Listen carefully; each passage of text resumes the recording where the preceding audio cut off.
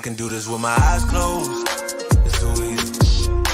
It's too easy. I can do this with my eyes closed. It's too easy. Too easy. It's too easy. I've been there, done it, seen it. Boy, all that like Keenan. Still got crack, they fiendin'. Flow still hot like Phoenix. Shine so bright, I'm gleaming. This off top, I'm... Yo, what's going on? It's JohnnyVTV, and welcome to Breaking Bet, the 8th episode here. We're closing out on almost 10 weeks of doing this. It's kind of hard to believe. And join with me, my de facto co-host, my guy Matt Grissom here. At this point, bro, I don't even know if I can quantify you as a guest. Nope, I've got a permanent residency here at Bet Karma. Or Breaking Bet. There we go. It's like, it's like when people have... performers have residencies in Vegas. That's kind of how it works with you here. And always happy to have you, man. This is another big weekend as it is. I feel like we always say that, but it really is. Especially when you get to the SEC and the ACC, there's just constant butter matchups one after the next. And, before we get into what we saw or before we get into what we're going to see today and the rest of this weekend, let's recap quick last night what happened between Tennessee and LSU in the matchup of number 1 versus number 10. I mean, we've been talking about it for several weeks. It finally happened. Chase Dolander versus Paul Skeens on the mound. And Tennessee, man, when they tied it up at 2, I thought, holy shit, they've got a pretty good chance of winning this thing late. But in the end, that LSU offense was just too good. They get the win 5-2. All of our unders cashed. LSU money line cashed. I'm not going to ever complain about that, regardless how it gets there. So it's funny because we were talking about this obviously over the last couple of weeks, and my guy Greg Larnard, my co-host for College Baseball Done Better on Better Sports Network, we kind of did a little preview yesterday about this game, and I think what was something that I was looking at was the total in this one should have been set at 8. My fair number was 8, and the game closed at the total of 7. So the fact that we saw 10.5s and 11s on the board, to me, just made no sense at all. I thought that was way too high. This is a premier pitching matchup in college baseball history, not just for the season.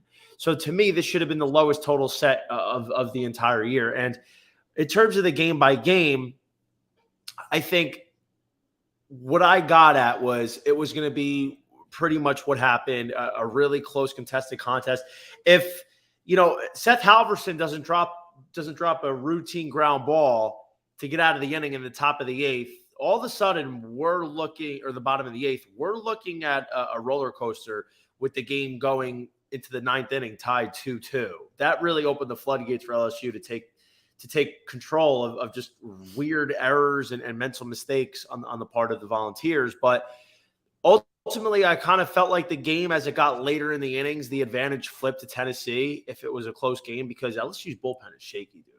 They are a shaky bunch, and they pulled it out last night, and it was big for us. We did cash on the money line in the over, but part of the thing was I believed LSU was going to win game 1, and then Tennessee's going to take game 2 today, and I think they take game 3 tomorrow. I think I like Drew Beam and Chase Burns a lot better than Ty Floyd and Thatcher Hurd. That's not to say I don't like those guys, but I feel like I have more confidence in those two instead of LSU's guys and their weak bullpen. Yeah, I definitely am on the same side with you today. Tennessee, I think Chase Burns they get the win here. I bet them plus 140. I don't know about tomorrow. I need to see how today goes. I really figured Tennessee would step up and elevate their play just because of how big this series is for college baseball. So last night really didn't surprise me. I think Dolander settled down there for a while, but Skeens to me was definitely the more impressive pitcher. Yeah, for sure. I mean, that's now 7 straight starts. He's got at least 11 strikeouts. We're running out of things to say about this kid. He's consistently between 99 and 102 with a really nasty slider and a really good changeup. And I think, I saw some encouraging stuff from Chase Dolander. Typical fashion, he was in trouble early. Big man on first and second, nobody out with Dylan Cruz up. He finds a way to get out of that jam unscathed.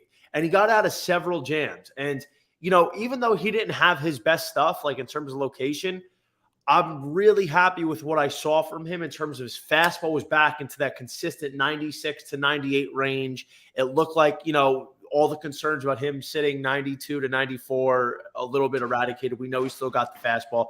The slider was good. I think just the spot was a little bit off. His location, he just couldn't consistently pinpoint. I'm not overly concerned. Overall, he was still solid despite what his final line looked like. And, he kind of just let one right down the plate for Gavin Dugas for a 2-run home run after he got a early lead in the 5th inning. Yeah, but I think it's still going to be a great series, and Dollander's going to get it together, and Tennessee's going to be a threat all season long. So I'm proud to see them bounce back and him have a really good outing. He worried me there in the beginning. I thought, oh, man, this is going to be an LSU blowout, but he settled in nicely. Next up, you want to get into Wake? Well, hold on. We got to hit a hashtag ad here. Hold on. A little promo here, baby. If you want all the player prop predictions that are part of Bet Karma Premium, go to betkarma.com/JohnnyVTV and sign up. NBA, college basketball, and NHL player props are included. Now, Matt, real quick before we get into the next game here on the docket. So the Volunteers are plus 140 today. LSU Tigers minus 175. We're both in agreement that we think Tennessee wins, right? Yes, 100%. So my thing here is I'm going to bet the Volunteers, but I would wait on Tennessee because I think a similar trajectory is going to happen today that it did yesterday, where LSU opens out at minus 175 today when they opened at minus 150 yesterday, and there's going to be some action that comes in on LSU, especially after a big win. And I think that's probably going to push LSU into the minus 205, minus 210 range, which then will vault the Volunteers into that plus 170 range and provide a really good plus money play for Tennessee. And maybe I'm wrong and it goes the other way, but just based off how the trends are going, what the market's been doing, especially when it comes to LSU, I feel like that's probably a fair point. Yeah, I'm not sure how much more it's going to move. I feel like everybody's pretty preoccupied with the MLB starting. There's been some line movement. I've seen Florida shot up, and then Virginia went up a little bit. But I think Tennessee at plus 140 is about as good as you're going to get right now. Okay. That's definitely possible. So that's why I'm keeping an eye on it. If it doesn't really move in the next few hours, I'll probably just settle it in at plus 140. But moving on to our next game here, Matt, we have the Ole Miss Rebels at the Texas A&M Aggies here. So do you think Ole Miss is bound to get their 7th straight loss in SEC play? This is a matchup of two teams who were ranked a week ago that just got swept. Yeah, and I don't like either one of these teams. I hope they both lose, but I would assume that Ole Miss is probably the better team of the two. Now, Texas A&M, their offense is just not as good as what it should be this year. But Ole Miss, getting swept by Florida, getting swept by Vanderbilt, that's not Ole Miss baseball. They've got to take this series, or their year is over, if not already. Yeah, I would like to see Ole Miss's season over pretty quick. I'm not an Ole Miss guy. They hurt me last year pretty bad with beating Miami when they shouldn't have beat Miami, but it doesn't matter now, does it? I think I would take a little half unit play here on Texas A&M at plus 125. You're going to give me plus money on a team that, in my opinion, is better. They have the better pitcher going in Nathan Detmer. Detmer wasn't bad against LSU. He was pretty solid, and then he turns around and has to go against Tennessee in back-to-back starts. Not many pitchers have to do that. That is a very difficult feat, and he really hasn't pitched bad. And, Ole Miss's lineup that's the power of the team, but I still think he could come out here, give us 5 or 6 innings of 3 or 4 run ball and keep this Aggies team in it, because we've mentioned it so many times. The Rebels are really missing Hunter Elliott, and the fact that they have to start Jack Doherty on Friday night is just not ideal.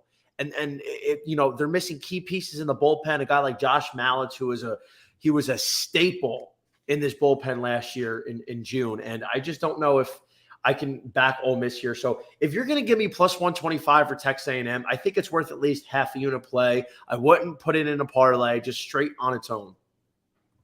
Yeah, that kind of surprises me with Detmer and being in College Station that they're the dog. That's a weird line.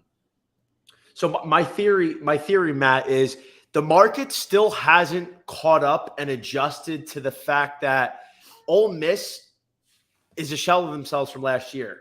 Yeah. Ole Miss to this point, this was the weekend. This time last year, Ole Miss was number 1 in the country. They were looking like a force to be reckoned with. And then Tennessee came in and swept them and just took their souls. And it took them all year to come back, and they barely get in. But this time last year, Ole Miss was number 1 in the country. They're defending national champions currently. So I still think the market was like, oh, well, they're the national champions still. They're going to figure it out. Like, we have to keep them as heavy favorites. Like, that's kind of what happened with Florida last week, despite how good the Gators are and how much better they are than the Rebels. But I think that's a little bit of what's going on here. I think the Aggies are the play today because, like I said, you're getting plus 125. And despite the fact that both of these teams got swept, the Aggies showed a lot of life last week against the Volunteers. You could argue they should have won not only one, but maybe 2 of those games and took the series.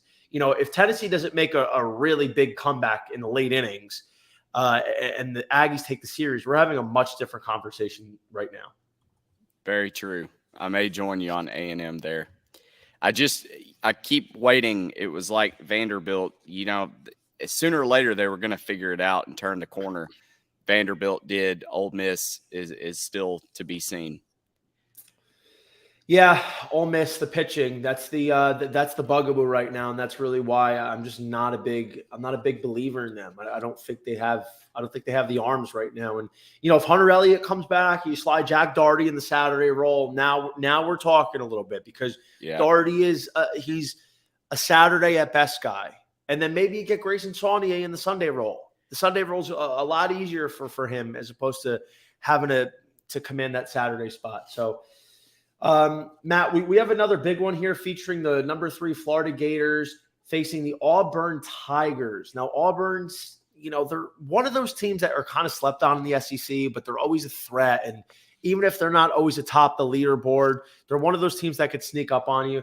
Do you think they're worth the play here at plus 175 with Florida getting so much money on the money line at home? No, I think Auburn's going to get swept. I think ultimately here, Florida, it's not a play at minus 215. I think they take 2 or 3. I think they take the series. They stay hot. But Florida to me is put them in a money line parlay. I'm confident in the Gators today with Brandon Sproat on the mound, as has been for pretty much the entire season. Jack Caglianone looking like an absolute force, leading the country in home runs at 17. Wyatt Langford back in the lineup. Josh Rivera, he's climbing the draft boards as one of the top shortstops in college baseball right now with the offensive breakout that he's got. I mean, he's going to be a guy that might be 20 to 25 home runs this year if he keeps up this pace, which is unheralded because they weren't expecting production like this. This was, all right, play some good defense, get on base, and, be situational good hitting and that kind of thing. But they're getting so much more than what they asked for from this guy. So I think Florida in a money line parlay. And, I just kind of wanted to touch on this game because, like I said, I don't lay 215 for money lines. It doesn't matter who's playing. Yep. Yeah, I'm with you. I threw him in a couple of parlays. Yeah, they're in one of my big ones. And so one of these next games here, we got the Florida State Seminoles, underdogs at Miami, number 23 Hurricanes, minus 150. That's kind of a fair price. I think personally, Miami is, we've had reservations about them. They're coming off a sweep against Wake Forest, which, let's be honest, there's worse things in the world. Wake Forest is arguably the best team in college baseball. But before that, I think they swept back-to-back series against NC State and Virginia Tech. So I'm not so quick to write off Miami. I know you don't believe in them, but do you think the Hurricanes here minus 150 on the side, or are you going with the dog? I can't bet Florida State, that's for sure. Miami's probably the right side. I'm going to stay away from it just because I don't trust either of these two teams. They dropped the last game of NC State, but they still won that series. Miami's the better team, but I'm going to stay away from this. Yeah, I'm on Miami. This is a full unit play for me. It's on the card at -150. I just think, a team like the Hurricanes, who they were playing so poorly, right, after their loss at Florida. When they lose in Florida, they get manhandled for the most part. If it wasn't for like a complete meltdown on the Saturday game against Hurston Waldrop on the part of the Gators, they're going to get swept. After that, they started dialing it in and they started playing really good baseball, and they've been awesome in the late innings. They, I think, lead the country in comeback wins. And I think, after getting swept at Wake Forest, they're going to come back and they're going to rein it in and put a hurting on Florida State, because the Seminoles have a couple good players, and their Friday guy Jackson Baumeister, I don't know what's happened to him over the last few weeks. He's just not looked like the guy that was a Team USA guy and what he looked like earlier in the year. So I think the Hurricanes on a Friday night at home after getting swept, this is the spot that you have to take advantage of. Yep, I like it. So I convinced you. Yeah. Florida State, by the way, they're on a 6-0 losing streak, and they probably would have made it 7, but their game against Florida in the midweek got canceled. So Florida State, nothing to write home about, which is kind of disappointing after a 6-0 start of the season. But yeah, I'm with you on Miami. I think that price is too cheap. Yeah, I think the fair price here is Miami, more like -165, -170. And I do feel like that could be what it closes at, because the game doesn't start until 7 p.m. Eastern time. So we have a little over 5.5 hours to go on that one. But Matt, let's get into your team here. I'll let you take the lead on this one. You got the Alabama Crimson Tide at +160, at number 6 Arkansas at -195. Do you feel like this is a worthy endeavor to lay the heavy vig on the Razorbacks? What is it up to now? 195? 195, yeah. That is capping out at what I like to lay. I'll go up to -200, but I made it -200 myself. It opened up at, I think, at 180. That's what I got it on DraftKings last night. Look, Hunter Holland showed that he is perfectly capable of being a Friday guy. He went up against Paul Skeens and arguably performed better than Chase Dolander did last night. Now, can he carry that success over? He's had a pretty solid season. He's 4-0 as a starter, 1.97 ERA. The problem is Ben Hess on the other side. I like this kid. I think it's out tonight would be Alabama's best chance, in my opinion, to win. But I don't think they're going to, with the combination of Hagen Smith coming in as that closer bullpen guy, and then Hunter Holland as the starter. I just think Arkansas is going to be too good, too powerful. I like them to win in a lower scoring game. I think Alabama might take one this series. I kind of agree with you. This is their best chance with Ben Hess. I don't know, man. Ben Hess, as much potential as he has and as good as I think he is, I feel like there's a little bit too much inconsistency with him. Like he'll have the tendency to just be cruising, and then all of a sudden the wheels come off. And, Arkansas is the top team in the country.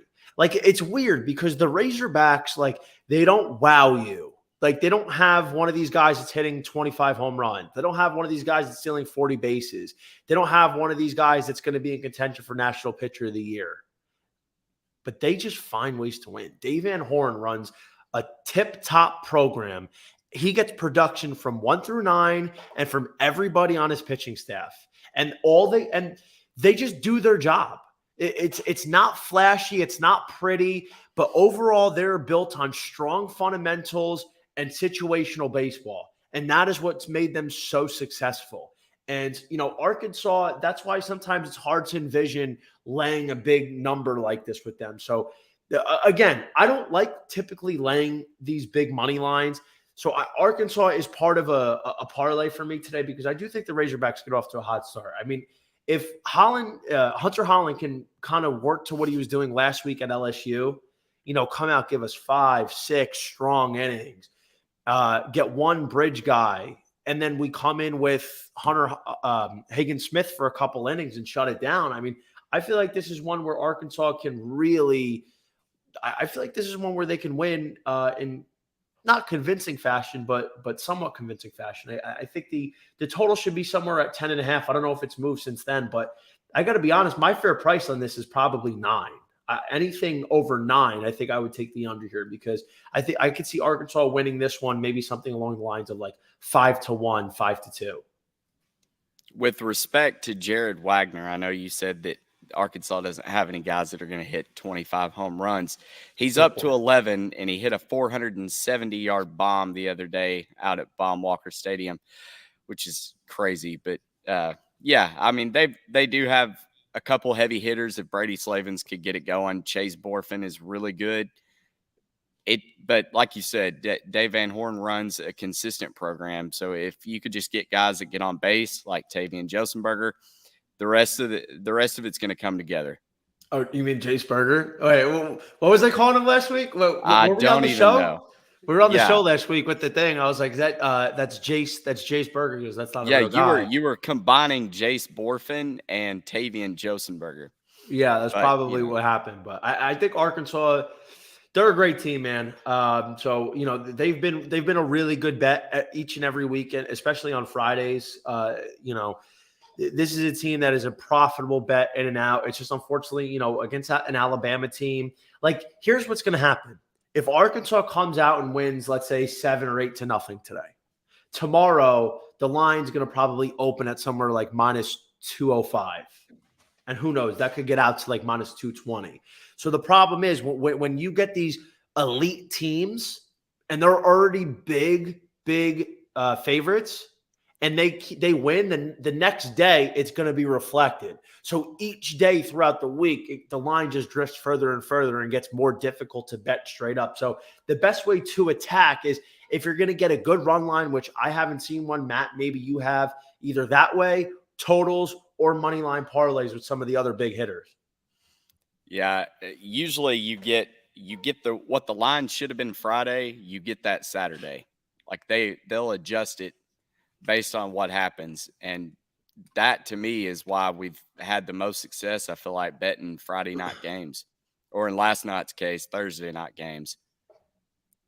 Yeah, I mean, well, in theory, it is kind of a Friday game because Savacool is getting shelled right now. It's 5-0 Iowa in the bottom of the first. That one started right when we started the show. But that was one of my best bets today. I was going to talk about that. Let's catch up. Let's catch up with that after we get through all of these. So we got a couple more. So next one here, we got number 2 Wake Forest Demon Deacons, who are -195 at the Clemson Tigers. So this was an interesting one. Wake Forest took an early lead on Nick Kurtz, just absolutely putting the ball into orbit, who is going to be a top 4 pick next year. I love Nick Kurtz, one of the best first basemen, one of the best hitters in the entire country. He got Wake Forest on the board early, and then Rhett Lauder, top 3 pitching prospect in the major or in college baseball. He's probably going to be a top 10, top 12 pick this year. He just did his thing, man. This kid was dealing, and this comes after he shoved last week against Miami. This kid is so dialed in, and this really wasn't much of a sweat. Which way you going here? You think Wake Forest goes again and takes a series from Clemson tonight? So basically, I did a round robin, the old-fashioned way of just taking two team parlays. I put Wake, Arkansas, and Florida in those. I think that is a no-brainer. You together, I love all 3 of them to finish. And Sean Sullivan going today. Clemson's not good. Let's call it what it is. Wake Forest should be like -350 in this. This is so mispriced, and they just continuously do it. I mean, Wake Forest, I don't think in ACC play they've been anything more than a -200 favorite, and they should be. I mean, LSU, you take LSU and put them against a Missouri or Kentucky, I think LSU is minus 245, 225, something in that ballpark. Wake is just as good as LSU is, but in the ACC, which is weaker. I'm not understanding the odds makers' perspective here. Wake is still drastically underpriced at 195. Yeah, I would agree here. And the thing is, like, Sullivan has been just as good, if not better than Louder. Like, the pitching lab in Wake Forest, in Winston-Salem, is real.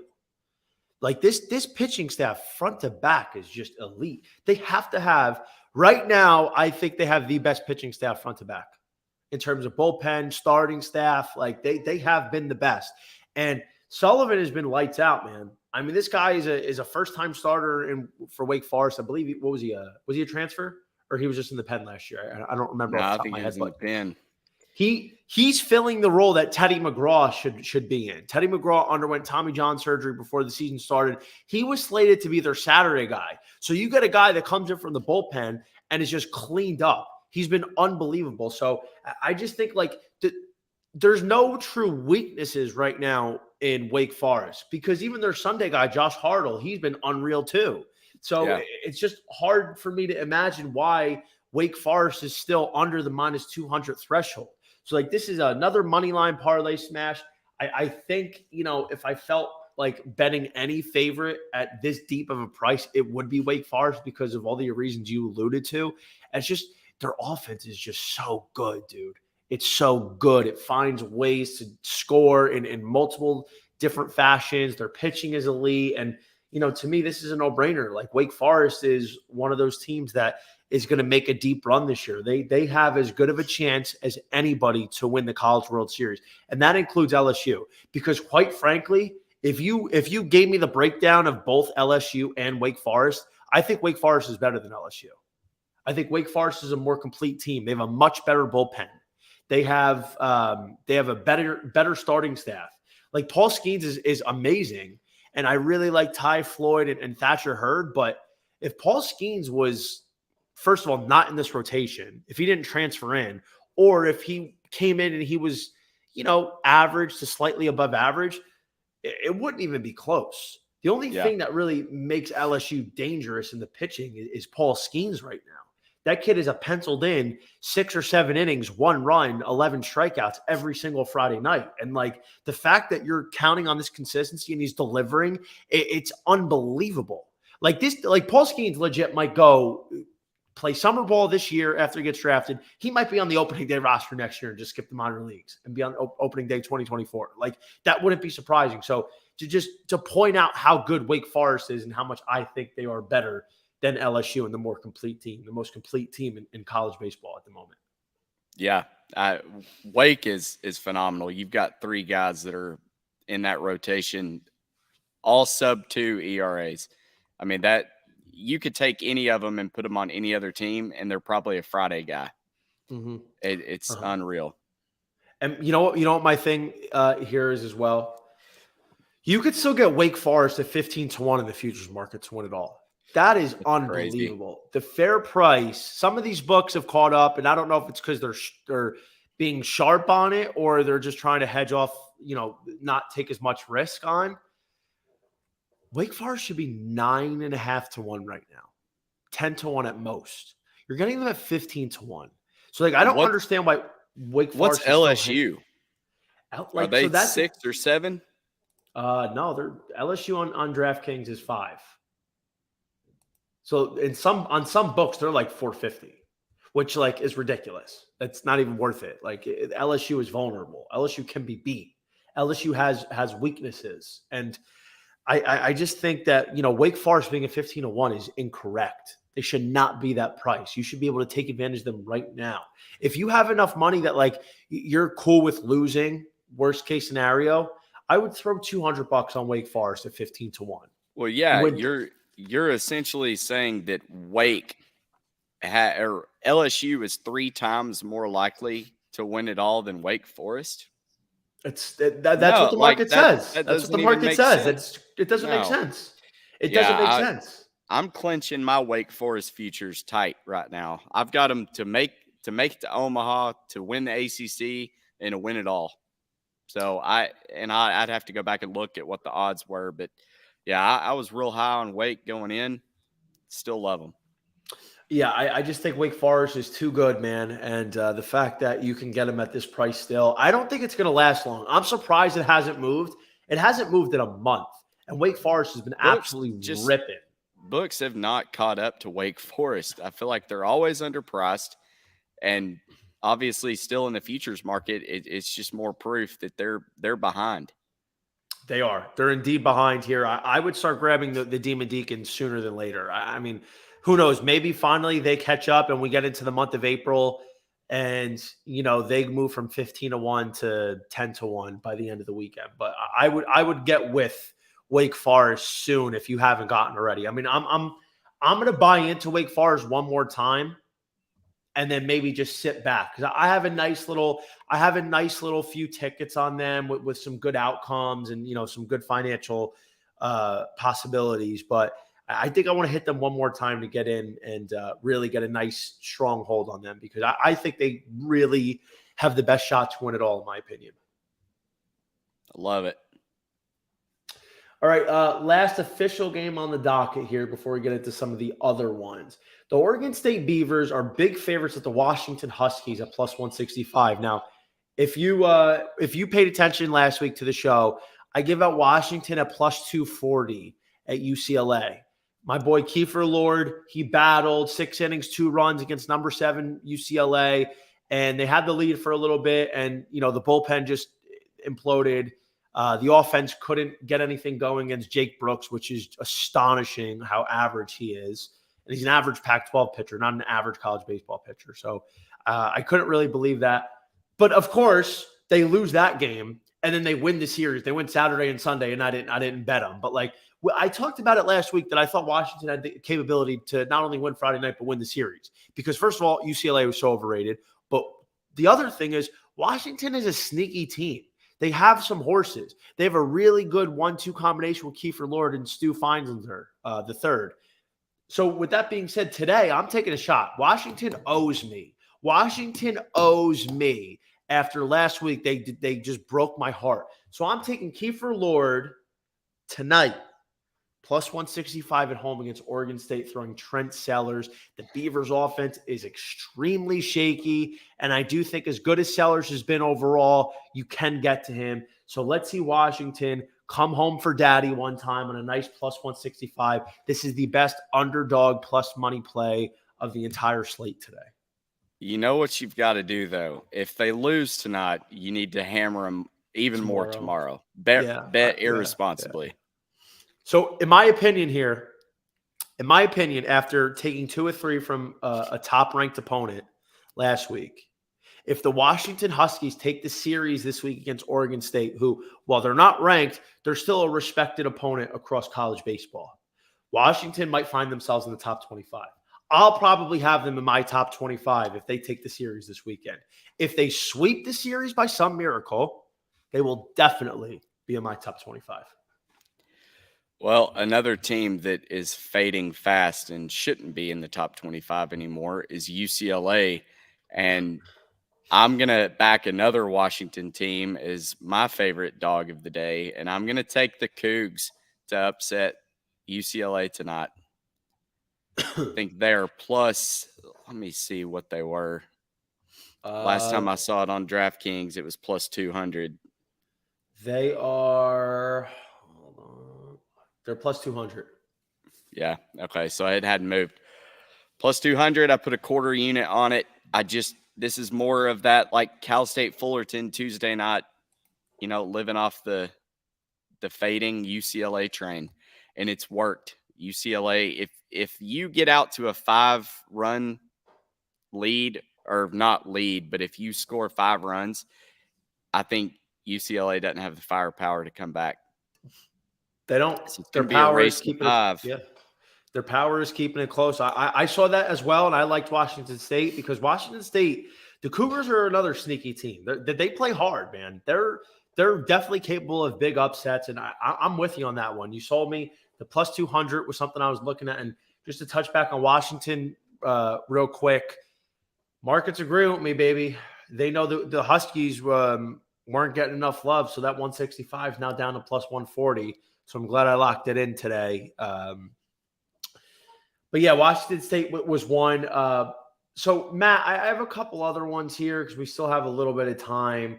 I wanted to talk to you about Vanderbilt, Georgia. So do we think Vanderbilt, they're a huge favorite today. So minus 205 against Georgia, who's been really struggling. I mean, what are you doing with them? Are you playing the under? Because that's kind of almost over now, the way they've been swinging the bat. Yeah, I think the Commodores have finally figured it out. I don't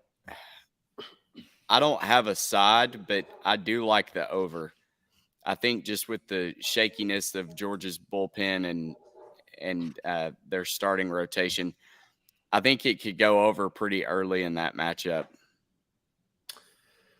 Yeah, I think Georgia and their bullpen is just so bad right now. I think I got Vanderbilt in a money line parlay, so I do need them to win and come home in a relatively stress-free fashion. But I think ultimately Vanderbilt's probably going to score a lot of runs tonight, so I would look for that to come home. Okay, let's get into some other ones here. We have – sorry, I'm losing it real quick. Where was it?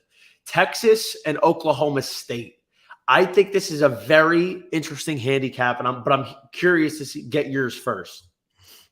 Well, I saw that Lucas Gordon is actually going to start tonight, which is surprising because he threw 50-plus pitches Tuesday to close out the game against Texas A&M, which was the weirdest decision I had ever seen in a midweek game. You really wanted to beat Texas A&M just to burn a pitcher, but I guess he didn't get burnt. He's going to come out and go up against Brian Hendry for Oklahoma State. I think Texas is hot right now. They're on 15-game win streak. Oklahoma State, they're one of those roller coaster teams who have gone up and gone down this year. I think Texas gets it done. If they can steal game one, I like them to take the series. So I like Texas today with Lucas Gordon going. I was a little surprised when I saw that, but just you're going to give me an underdog Texas team who's been red hot, who's just charged, man. They look like they were dead. And don't get me wrong, I still don't think they have real college baseball World Series chances. I think, the way they're improving, regional, maybe super regional, but I think that's as far as they go. This team is nothing what it was last year. I like Texas in game one. And, Lucas Gordon, anytime he's going, Lucas Gordon is the guy you back for Texas. That is their ace. He was really good as a number 2 last year behind Pete Hansen, who got drafted to the Cardinals. But that's the guy you got to go with. And I think, the big reason why the Longhorns throw their Friday guy today, but Oklahoma State is not throwing their best guy today. They're throwing Warren Watts-Brown, the Long Beach State transfer, for tomorrow. So my thought is the way this goes in terms of betting, you get Texas as a dog today with their best guy on the mound. Oklahoma State then tomorrow with their best guy on the mound. And then Sunday I probably would just stay off of, because by that point the bullpens are probably going to be gassed, and that is always a roller coaster in and of itself. But I think that's the way I would attack it. Texas on Friday, OK State on Saturday. And what are you seeing Texas at right now? Texas was even money. They weren't even money. Now they drifted out a little bit to minus 105, which is still fine. I would play Texas. I'd probably play Texas out to minus 130 today. Yeah, I feel like that's where they should be. So yeah, I'm gonna go ahead and hop on the Longhorns too. Yeah, Texas is another one there. So there was one I wanted to talk to you about. Bear with me 1 second. I just lost it. Oh, TCU, Texas Tech. TCU's getting plus 110, at the Red Raiders here. Do you think that's a good upset price here with Ryan Vanderhei on the mound? I mean, TCU, are they back? What's going on with these Horned Frogs? I don't think TCU is back, and Texas Tech doesn't lose at home. They swept Kansas. TCU did last weekend. Kansas is not a baseball school. I'm really struggling to get back on board with this TCU team, which kills me because I've got a futures for them to win the Big 12. That ticket's dead. When they dropped the series 2 weekends ago against Oklahoma, who is not good this year, the Horned Frogs are dead. And Texas Tech, I do not see them dropping it at home. Yeah, I understand that. I think TCU right now, it's too shaky for me. I can't really get with them. I'm probably going to stay off of that. I think, Texas Tech is probably the series winner here. TCU just has so many holes. They have a few good guys in their lineup and they have a couple solid pitchers, but outside of that, man, if you don't get overtaking performances from their stars, it's hard for them to win consistently in and out. So last one here was the West Virginia game. West Virginia is a top 25 team right now, dude. They're like, it's bizarre because they're not really thought of as that good. And I got to be honest, I don't know if I really think they're that good. They have a couple really good guys, their best offensive player, JJ Weatherholt. He's ranked atop the country right now of the best second baseman. I think, he's really the tone setter, and he's a big reason why they're a top 25 team at the moment here. They're minus 140 today. Are you buying them? I'm not. I can't take a team seriously who just hasn't beaten anybody. I mean, yeah, they won a series with Arizona. They lost at Georgia Southern, but beating up on Xavier and UNC Greensboro, Minnesota, who's not good. We bet on them in the Vanderbilt game in that little early season tournament. I'm just not buying them. Kansas State is a little bit more battle tested. But again, they dropped to Baylor. This is a complete stay away. These are two teams that I just don't think are very good. If I had to lean one way, I'd take the plus money, but I'm going to stay away from this one. So I'm half a unit on West Virginia. I just, you're a top 25 team. It's only minus 140. You're at Kansas State, who, let's be honest, Oklahoma should have took the series. They just flat out fell on their face. They let up 5 runs in the bottom of the 7th last week. And I think Kansas State, they're not good.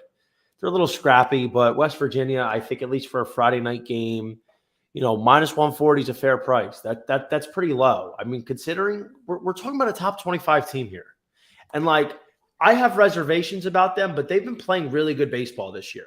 I'm not saying I think West Virginia is a real threat this year, but I think in certain spots you're going to find good numbers and good matchups that you could take advantage of. And for me, I'm in on half a unit play, nothing crazy, because although I am confident, there's still, it is still West Virginia. The bottom could fall out at any time, but I want to get a little taste on it and get a little half unit action going. As long as you know what you're signing up for. I try not to bet on bad teams. West Virginia's not a bad team. I haven't seen enough to say that they're a good team. But they might not be bad. Yeah. Kansas State's a bad team. Time will tell. Kansas State's a bad team. Matt, sorry, last one here on the docket before we talk about Boston College game tomorrow. Virginia Tech. Virginia is minus 160. Virginia Tech is plus 130. Where are you going? I laid it with Virginia. I started a new show, by the way. My co-host is out there in Virginia, so because of betting laws, he couldn't bet on it. But I think Virginia is probably the second best team in the ACC behind Wake, and they're killing it this year. I feel like that was priced a little too cheap. I'm assuming Virginia Tech is going to throw Hackenberg tonight, and I like the Cavs to get it done, this little crosstown rivalry. Yeah, Virginia Tech's not good. They have a few good players, but this team is just not set up for success. I didn't think they really were last year. I mean, I feel like they kind of got carried by Gavin Cross a lot. Their pitching pretty much stayed intact, but they're not as good as they were last year in the pitching department, despite having a lot of the same guys. Virginia's throwing Brian Edgington today. He's just been phenomenal. He's got a sub-1.8 ERA. The offense is really good. You got guys like Kyle Teal, Jake Geloff, guys who might be first rounders, or they're going to probably be, in Kyle Teal's case, he's going to be probably one of the top, 5 catchers off the board, something along those lines. That kid's legit. I lay it with Virginia too at -160. I still have reservations about them, long term, but in terms of like betting series, the Cavaliers have just been on an absolute roll, and they are playing like a top 5 team in the country. So you're going to give me -160 on them. I think that is by far the most generous price of any top 5 team in the nation this week on the opener. I don't think I don't think any team has gotten this favorable of a price as a top 5 team. Yeah, I like I said, I think it's too cheap. Now, there is the element of it being a rivalry, and maybe Virginia Tech busts out the hammer and comes back with the celebrations and gets pumped up for it. But I don't see it. I think Virginia is too strong of a team. Tech's just not it for whatever reason this year. Hackenberg doesn't look like himself, and the Cavs get this one. I think, I think Virginia Tech's going to take one game. I think it'll be tomorrow or Sunday. I think Virginia, I'm putting them in for today for sure. I think that's a full unit play at -160 because you can't be giving out a top 5 team, even in a rivalry, at the lowest price of any top 6, 7 team in the nation at the moment. But Matt, one more here before we get out of here. Let's handicap this the same way we did last week. You have Georgia Tech, Boston College. They kicked off early today. They kicked off at noon.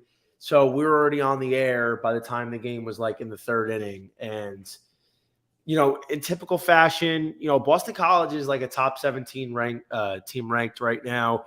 I think they're really good. They're fun to watch. They have really good pitching. And Georgia Tech is no pushover. Georgia Tech is one of those ACC teams that are just going to bludgeon you to death. But tomorrow, I think we handicap them the same way. We got Chris Flynn going. Chris Flynn coming off a bad outing, his worst outing of the year. He got beat up a little bit last weekend against NC State, and I think he's due for a bounce back even against Georgia Tech with their absolute savage, Jackson Finley. Are you buying Boston College tomorrow? Yeah, Boston College is worrying me, though. There's something that odds makers haven't caught up to because this is now 2 lines in a row where they've been plus money dogs. Now, they won the other day in their midweek game. Trying to remember who they were playing, but I think they were plus 130 or plus 140 against UConn, and they won that game. And now they're plus 110 in this game today, which they're getting their teeth kicked in. But yeah, I mean, I'm all aboard backing Chris Flynn. He's been money outside of last weekend, so I'm with you there. Which they still won. They still won the start, by the way. He got beat up, and they still won. I am curious though why Boston College was plus 110 today versus Georgia Tech, because I don't think Georgia Tech is very good. I think they've probably got the better offense, but we've got a shot at getting an even better price on Boston College tomorrow. If Georgia Tech's up 5-1 now, I mean, if this thing goes 8-2, 9-2 final, I think Boston College is back to that 130, 140 plus money. So let me ask you a question here, because we've been talking about this for the last few weeks, because since probably that Virginia Tech series, we were talking about how to bet Boston College. And we kind of been saying that, like, okay, they lose Friday and, their Saturday guy, books don't know that Chris Flynn is their best guy and he throws Saturdays. But it seems like even in that case, Boston College, the odds get flipped. And do you think they've caught on to that where, if Boston College is plus 110 today, and even if they get their teeth kicked in, well, they got Chris Flynn going tomorrow. Do you think the books know that and then they're going to make Boston College like a minus 125 favorite tomorrow? I mean, it's hard to say for sure, but to me, Boston College had the advantage today, and they were plus 110. Obviously, they're down right now, so that point is moot. But you probably may have some deviation there with Chris Flynn being on there. It may be lower, but I mean, I just feel like the books are slow to adjust for Boston College in their legitimacy right now. Yeah, I mean, it remains to be seen for sure. And real quick here, our guy Joe Doyle just sent out a tweet a few minutes ago, and he said we'll have to wait on official TrackMan data from the entire outing, but Iowa right-handed pitcher Brody Breck just grabbed 104 on the stadium gun in the second inning. Wow. I mean, listen, the kid hits 102. I think I saw him get up to 103. So, well, there's a reason he's the starter now. He put football aside and is playing baseball full time. Let's go, Brody Breck, man. You've won us some big tickets, and I'm going to continue to back your ass. So keep pumping 104, baby. Dude, that's insane if that actually happened. I mean, this kid is so good. Wait till I really want to see him when he's fully focused on football, on baseball here. I mean, Iowa hasn't been really bettable over the last few weeks. I haven't seen a lot of lines on them on DraftKings, even Caesars. And when they have, I've been a little bit hesitant just because, I know how talented Brody Breck is, and he's one of those arms that's a premium, super premium arm. If this kid gets his command under control and he can consistently throw strikes and cut out the walks, this guy's probably gonna be a top 5, top 6 pick next year. Just off pure arm talent. It's insane. And Iowa was the spot today. I stayed off of it even with Breck pitching just because it was like, okay, if Maryland's gonna win one, it's probably gonna be with Savacool. And me, dude, Maryland, I stopped betting Maryland games. I don't bet on them or I don't bet against them because they're brutal. Maryland is bad this year, and we thought maybe they would be okay. No, dude, they stink. They're bad. And, that's pretty much the reason why I didn't touch Iowa. I was like, yeah, it's Maryland. I want nothing to do with it. And, I still would have thought that dude, Iowa was favored. They're minus 130. Iowa's the favorite. So I was like, yeah, I'm not betting Iowa as a favorite against Maryland. I'm just not doing it. But, well, now that Big Ten play has started, both these teams, this is the opening series for Big Ten. I think you're going to start seeing more lines. So I would keep hammering Brody Breck till it gives us a reason not to. Yeah. Yep. I fully agree here. So, all right, Matt, I'm not even going to, I got to tell them where they can find you, right? So follow him at Grissom Tweets and mattgrissom.com. He's got a new podcast that he better have me on. And don't forget to follow me on Twitter at _JohnnyVTV, Instagram JohnnyVTV_ and TikTok JohnnyVTV. Tired of all these underscores. Matt, thanks so much, man, for joining. Look forward to doing this next week, and I'll see you soon. Sounds good. All right, good luck, everybody. Be sure to tune in. We're going to start moving to a format of a few days a week because we're going to start covering more MLB throughout the week. But we'll see you next week. Thanks so much. Cast some winners for me.